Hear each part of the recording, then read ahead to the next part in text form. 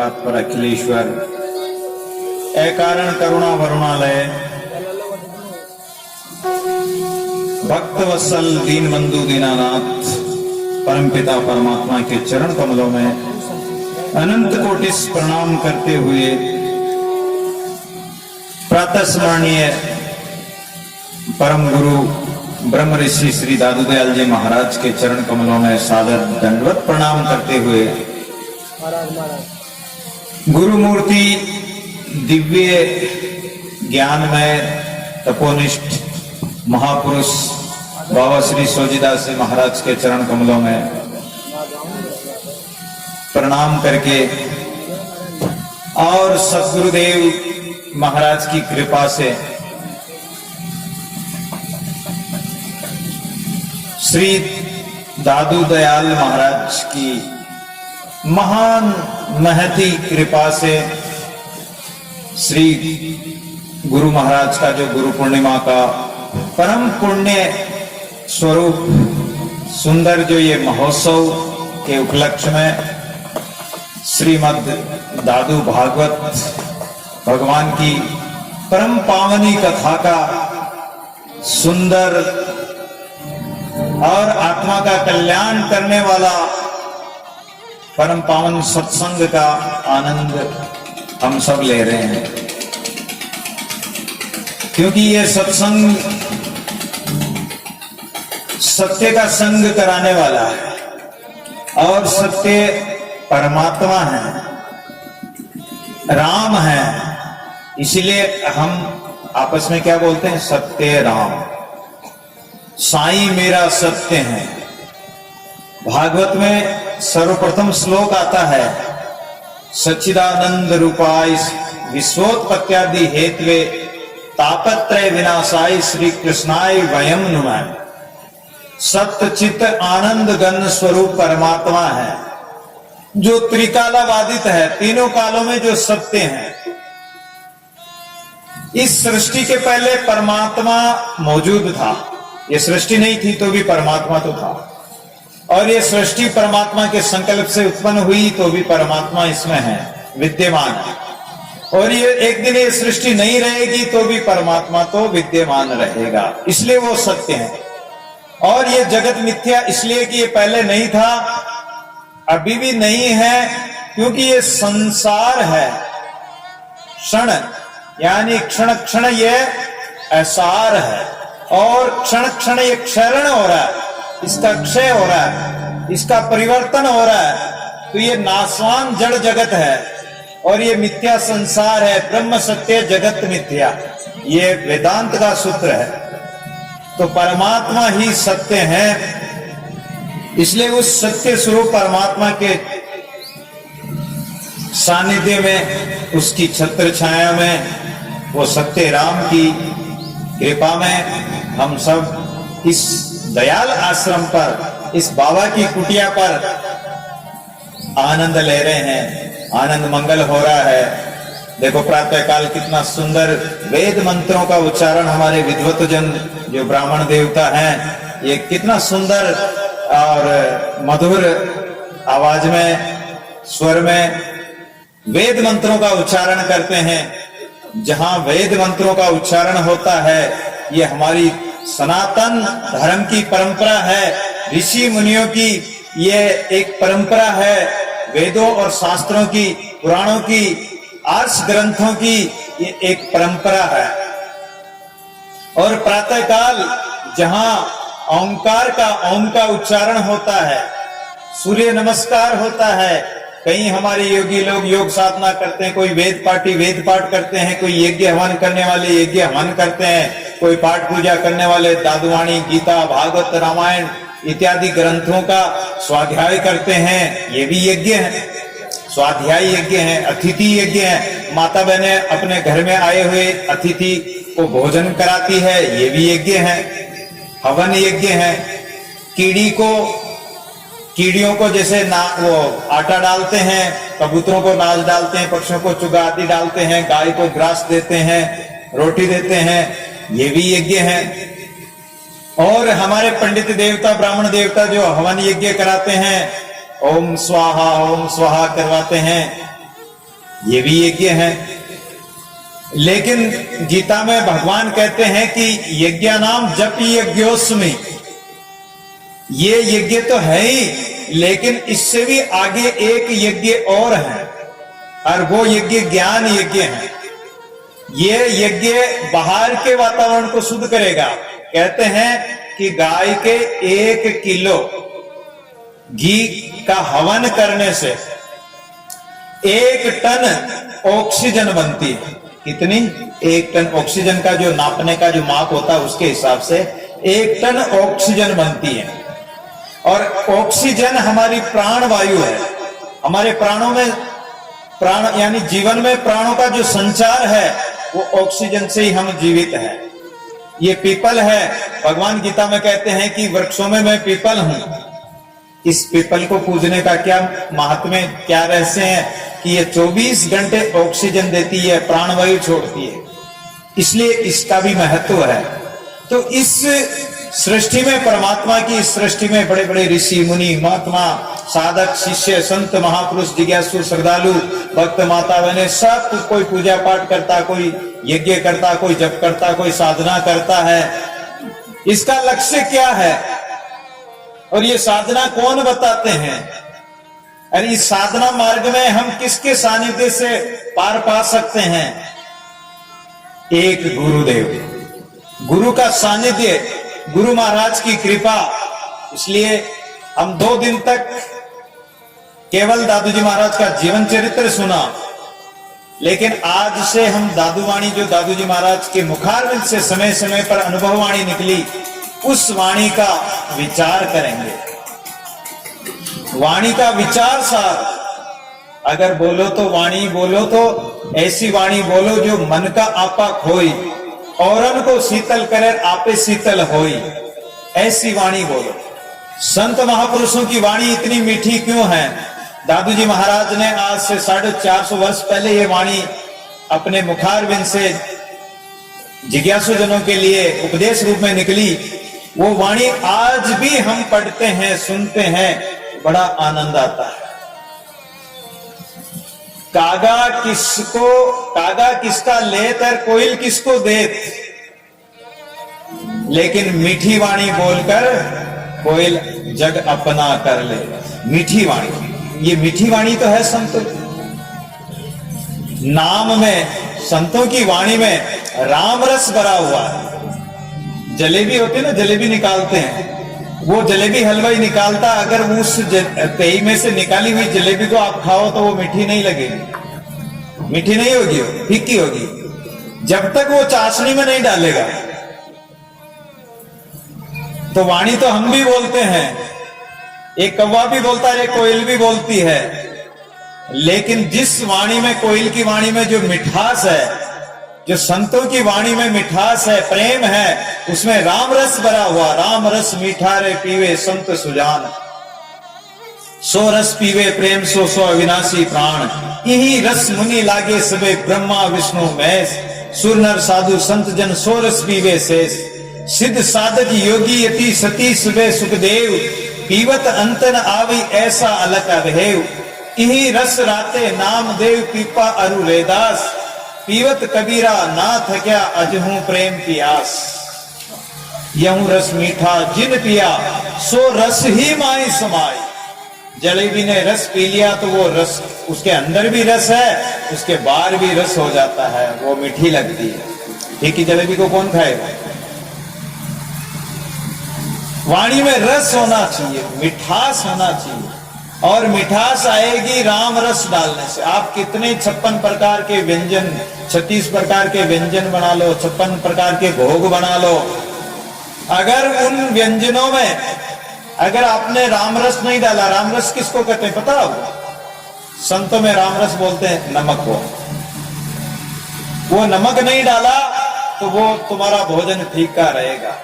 प्रेम बिना रस फीका लागे, मीठा मधुर न होई। अगर प्रेम नहीं है किसी के हृदय में, किसी के दिल में, तो वो फीका, उसका बोलना चलना सब कुछ उसका फीका है, नीरस है।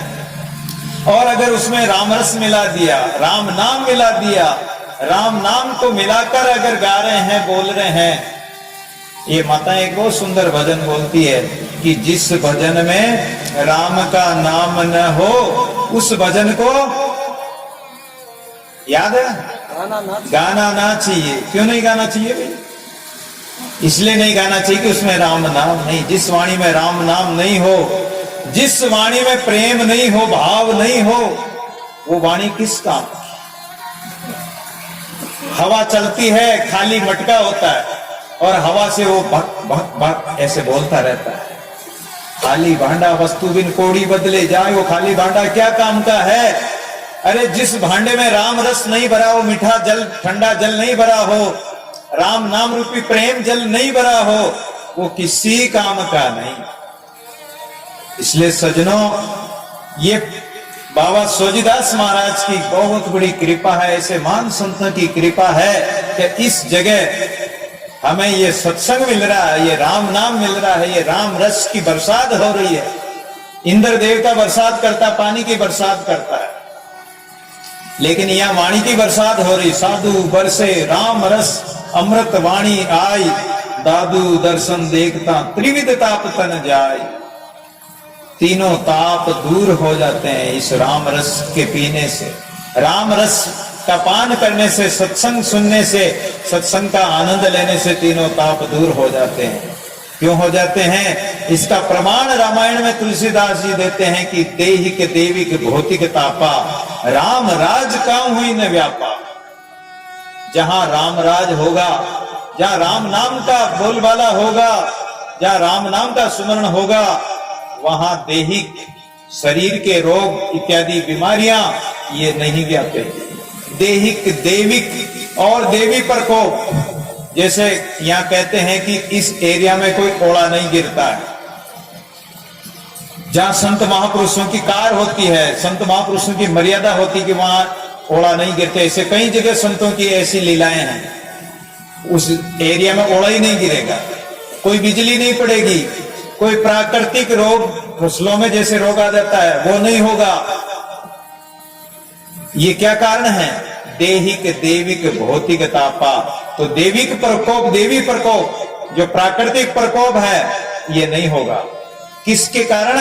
गुरु महाराज की कृपा से, संतों की कृपा से, सत्संग से, राम नाम से। देहिक देविक भौतिक तापा, और भौतिक ताप, भौतिक कहते हैं ये संसाधन, भौतिक संसाधन, गाड़ी घोड़े मकान जमीन जायदाद गाय भैंस, ये परिवार कुटुंब कबीला, ये जो कबीला, ये सारे भौतिक साधन हैं, बाह्य साधन।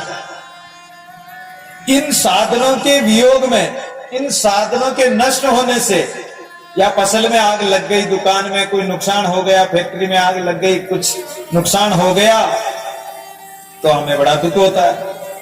लेकिन जहां जिसके हृदय में राम नाम होगा, जो भजन करेगा, वो कभी दुखी नहीं होगा। दुनी दुखी हम देखता साधुन सदा आनंद। दादू जी महाराज कहते हैं कि दुनिया तो दूनी दुखी है, लेकिन संतों के सदा आनंद है।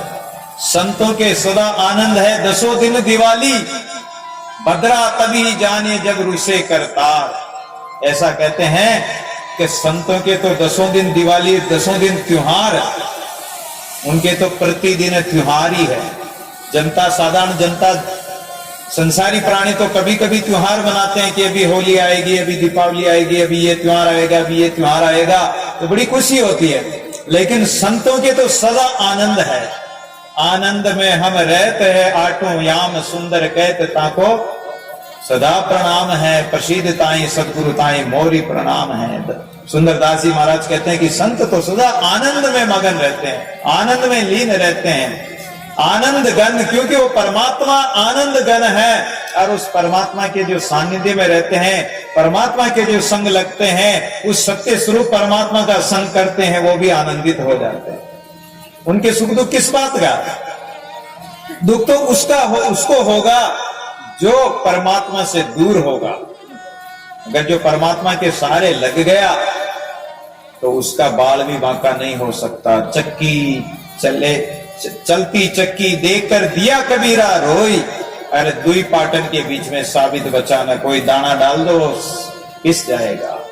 लेकिन चक्की चले जे लागे कील के सारे तो बालन बांका हो, अगर कील के सारे लग गया, जो दाना कीले के सारे रह गया, वो उसका बाल भी बांका नहीं होगा। कीला कौन है? कीला स्थायी रहता है, कुटस्थ है वो। जैसे लोहार का एरण वो कुटस्थ है, उसको कूटते हैं ना, हथौड़े से कूटते हैं उस पर, तो वो कुटस्थ है, वो सदा रहता है। लोहार की कई पीढ़ियां बीत जाती, वो सदा रहता है। ऐसे परमात्मा सदा रहता है, और उसके सहारे, जो किले के सहारे पूरा पाठ घूमता है, लेकिन जो अंदर का नीचे का किला वो नहीं घूमेगा। कुमार का चाक घूमता है, लेकिन नीचे जो किला लगा रखा है वो नहीं घूमेगा। उसी प्रकार जो परमात्मा है, इस सारे संसार को घुमा रहा है, इस सृष्टि को घुमा रहा है, घूम रही है। कभी गर्मी आती है, कभी सर्दी आती है, कभी बरसात ऋतु आती है, 6 ऋतुएं बदलती है। पेड़ पौधे जमीन में से उदय उत्पन्न होते हैं, बड़े होते, एक दिन गिर जाते हैं, मनुष्य जन्म लेता है, बालपन बीतता है, जवानी आती, बुढ़ापा आता है, चला जाता है। ये सृष्टि का कर्म है। सूर्य उदय होता है, इधर से जाता है, इधर चल रहा है। पृथ्वी परिक्रमा लगा रही है, कोई पृथ्वी के परिक्रमा लगा रहा है, कोई पृथ्वी सूर्य के परिक्रमा लगा रहे, कोई ग्रह परिक्रमा लगा रहे हैं। सारी सृष्टि, सारा ब्रह्मांड, प्रत्येक प्राणी मात्र चक्कर, इस माया के चक्कर में घूम रहा है। लेकिन परमात्मा सत्य है, वो कुटस्थ है, वो निश्चल है, अविचल है, अमर है, अक्षय है, अजर है, अविनाशी है। इसलिए अविनाशी के आश्रय अजरावर की ओट, दादू शरणे सांच के कदे न लागे चोट। उस परमात्मा के शरण हो जाओ, उस सच्चिदानंद गण की शरण हो जाओ, कभी चोट नहीं लगेगी, काल की चोट नहीं लगेगी। काल की चोट से बच जाओगे। इसलिए साईं मेरा सत्य निरंजन निराकार, वो निरंजन परमात्मा है, निरंजन माया से रहित है, निराकार जिसका कोई आकार नहीं। पानी का क्या आकार? पानी को आप गोल बर्तन में डालो तो पानी गोल आकार ले लेगा, चौकोर में डालो तो वो चौकोर हो जाएगा, उसको लंबे बर्तन में डाल दो, नाली में निकाल दो तो लंबा हो जाएगा। जैसा बर्तन का आकार होगा, जल वैसा ही हो जाता है। इसी प्रकार परमात्मा को जैसे पुकारो, परमात्मा को जैसे आप चाहो, परमात्मा को जिस प्रकार आप दर्शन करना चाहो, परमात्मा वैसा ही आकार बना के सगुण साकार रूप में आकर आपको दर्शन दे देगा, वो दीदार दे देगा, उसका दर्शन हो जाएगा। नरसिंह भगवान प्रहलाद के लिए नरसिंह अवतार लेकर आ गए भगवान, ब्रह्मा जी के लिए हंस अवतार लेकर आ गए भगवान, हिरण्याकश्यप इत्यादि वो हिरण्याक्ष को मारने के लिए वराह रूप लेकर भगवान आ गए। अब भगवान का रूप क्या? सुअर का रूप भगवान का रूप होता है क्या? सुअर को हम कोई भगवान मानेंगे क्या? लेकिन भगवान सुअर रूप में भी आए थे, नरसिंह रूप में भी आए थे, हंस रूप में भी आए थे। तो परमात्मा किसी भी रूप में आ सकता है। आपकी भावना जैसी होगी वैसा ही परमात्मा बन जाएगा। आपकी भावना को सत्य कर लो। तुलसीदास जी महाराज वृंदावन में गए और वृंदावन में बांके बिहारी लाल को, मदन मोहन लाल को प्रणाम करने लगे। इतने में तो एक पुजारी, एक संत थे, वो बोल गए कि अपने अपने इष्ट को सब नवे, पर को नवे न कोई। अरे दूसरे के इष्ट को नहीं नमना चाहिए, वंदन नहीं करना चाहिए, नमस्कार नहीं करना चाहिए। तुलसीदास जी एकदम सावधान हो गए कि अब तो मैं जब ही शीश नवाऊंगा कि प्रभु धनुष बाण लो हाथ। और तुलसी अपने भगत के कारण, तुलसी भय रघुनाथ, वो जो कृष्ण भगवान थे, भगवान की जो मूर्ति थी, कृष्ण भगवान की मूर्ति, उसी में 4 भुजानाथ रघुनाथ का रूप बन गए, राम जी का रूप बन गए, दर्शन दे दिए। और तुलसीदास जी ने क्या कहूं, छवि आपकी भले विराजे ना, तुलसी मस्तक जब नवे धनुष बाण लो हाथ। तो क्या कारण था?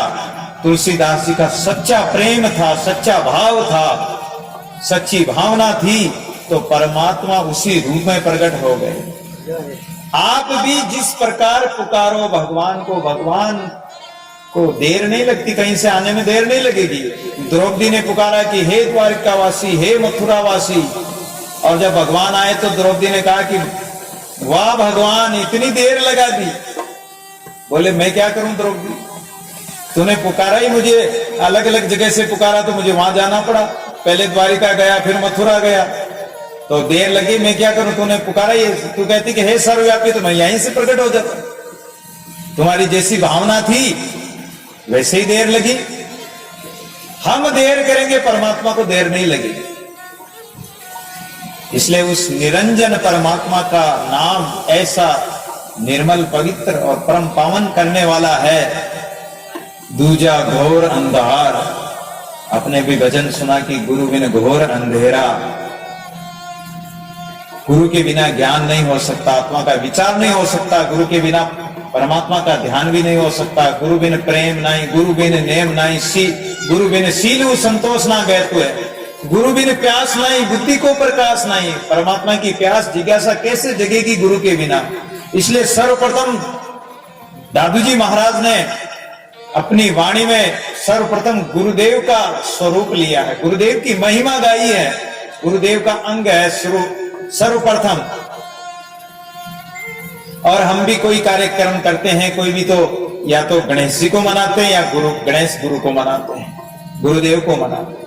गणेश भगवान को मना लिया तो भी सब विघ्नों का नाश हो जाता है, सब कार्य मंगलमय होता है। और गुरु को मना लिया तो भी सब कार्यों में सफलता मिलेगी और आनंद मंगल होगा।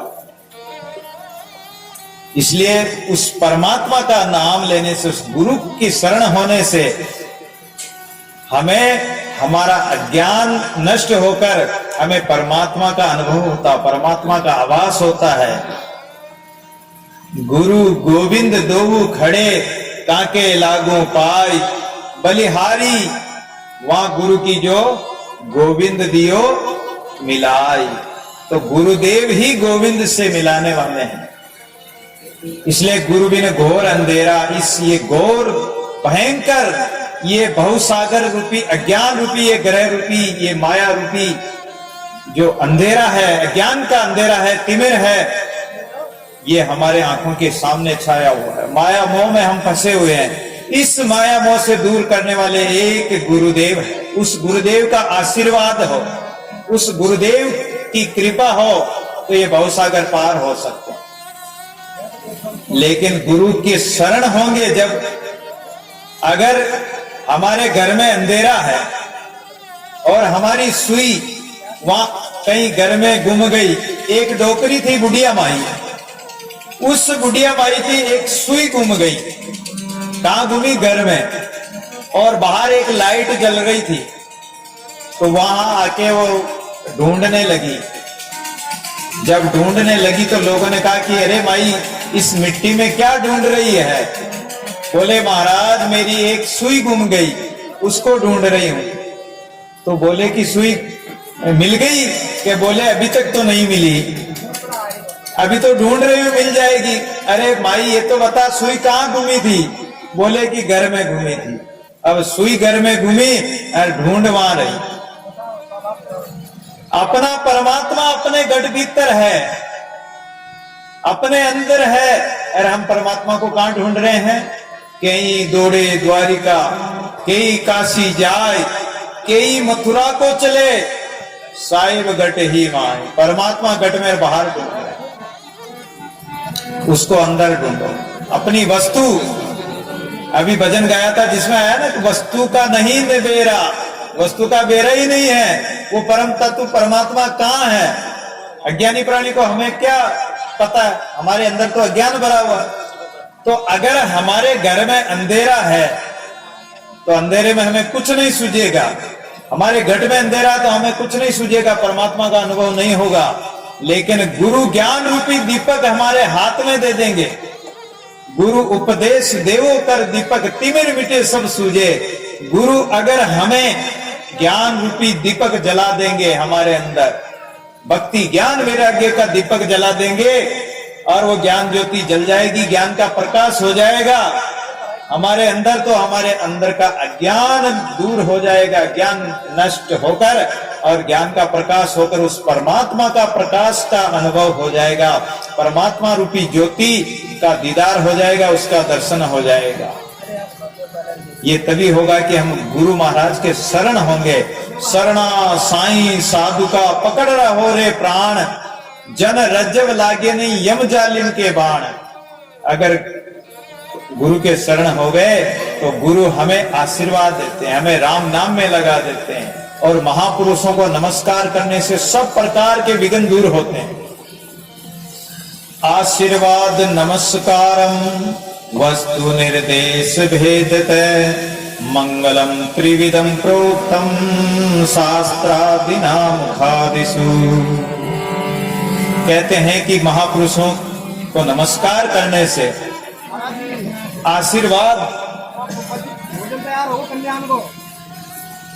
आशीर्वाद मिलेगा, और उस परम तत्व वस्तु का हमें वो बेरा बताएंगे, हमें उस वस्तु का ज्ञान कराएंगे। और 3 प्रकार का मंगल भी होता है, आशीर्वाद, नमस्कार और वस्तु निर्देश, ये भी मंगल कहा गया है। अर्थात जो भी ग्रंथ रचते हैं, ग्रंथ की रचना होती है, उसमें गुरु महाराज का आशीर्वाद जरूरी है। उसको हम नमस्कार करेंगे तो आशीर्वाद भी मिलेगा, निर्विघ्न हमारा कार्य संपूर्ण होगा। इसलिए महापुरुष कोई भी ग्रंथ रचते हैं तो उसमें सर्वप्रथम महापुरुषों का आशीर्वाद लेते हैं, नमस्कार करते हैं, ताकि वो कार्य निर्विघ्न संपूर्ण हो और आनंद मंगल हो। इसलिए उस परमात्मा का अनुभव कराने वाली ये दयाल महाराज की वाणी है।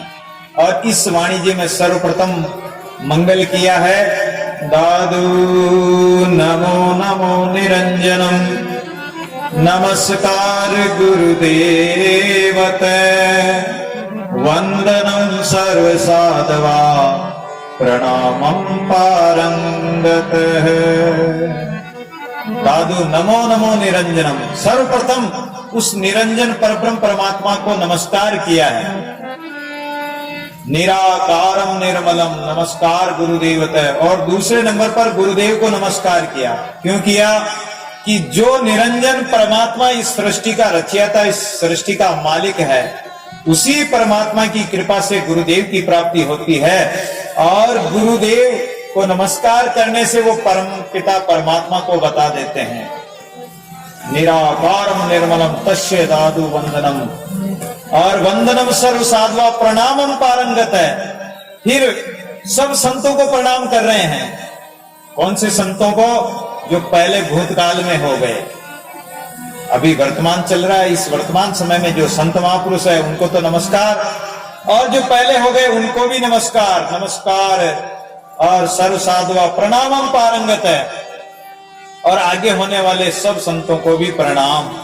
ऐसे महापुरुषों को प्रणाम करके और जो कार्य करेंगे तो वो अच्छा ही होगा और उसमें मंगल ही मंगल होगा।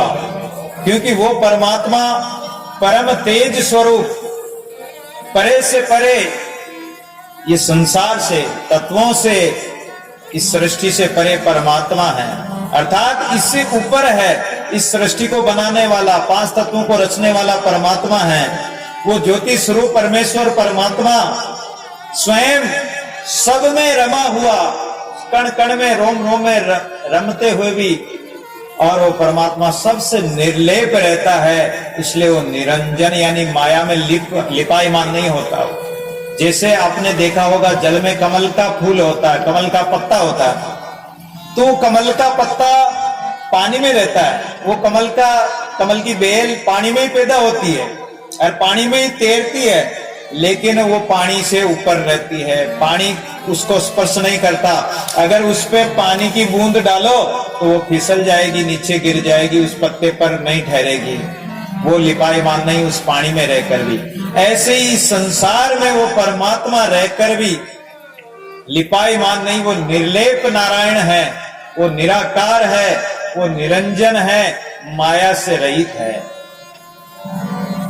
तो सर्वप्रथम दादूजी महाराज गुरुदेव, क्योंकि दादूजी महाराज के गुरु परमात्मा स्वयं एक संत के रूप में आकर उपदेश दिया था और दर्शन दिया था। इसलिए दादू जी महाराज उस निरंजन निराकार परम गुरु का परिचय बता रहे हैं कि वो परमात्मा ऐसा होता है। और उस परमात्मा के संत भी ऐसे ही होते हैं जो परमात्मा का भजन करके उसी का स्वरूप बन जाते हैं। जीव ब्रह्म सेवा करे ब्रह्म बराबर होई, दादू जाने ब्रह्म को ब्रह्म श्री का सोई। अगर ये जीव उस गुरु की सेवा करे, उस परमात्मा की सेवा करे, भजन करे, तो ये जीव स्वयं उस परमात्मा का स्वरूप बन जाएगा, क्योंकि ये उसी का अंश है। ईश्वर अंश जीव अविनाशी, चेतन अमल सहज सुख राशि। वो परमात्मा सहज स्वरूप है, ये उसी का स्वरूप है। ऐसी गुरु महाराज की बड़ी अद्भुत महिमा है। इसलिए सदगुरु ऐसा कीजिए राम रस माता, पार उतारे पलक में दर्शन का दाता। ऐसा सदगुरु बनाओ, ऐसे सदगुरु की शरण हो जो राम रस में डूबा हो, स्वयं जो राम रस का पान करता हो और स्वयं पार उतरने वाला हो, और स्वयं पार होकर दूसरों को भी पार उतारे। जैसे नाव होती, नाव देखी आपने पानी में, वो नाव रेत में नहीं चलती, मिट्टी में नहीं चलती, वो पानी में चलती और पानी में तैरती है।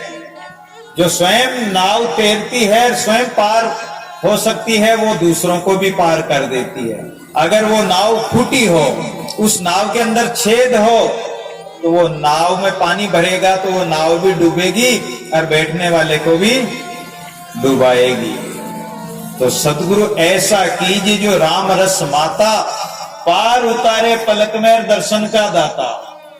सदगुरु ऐसा बनाओ, ऐसे सदगुरु की शरण हो जो स्वयं तो ब्रह्मनिष्ठ होकर पार हो गए हो और हम जैसे ज्ञानी प्राणियों को भी पार उतार दे। ऐसे संतों की शरण हो जाओ, ऐसे महापुरुषों की शरण हो। आइए गुरु महिमा में एक सुंदर सा भजन।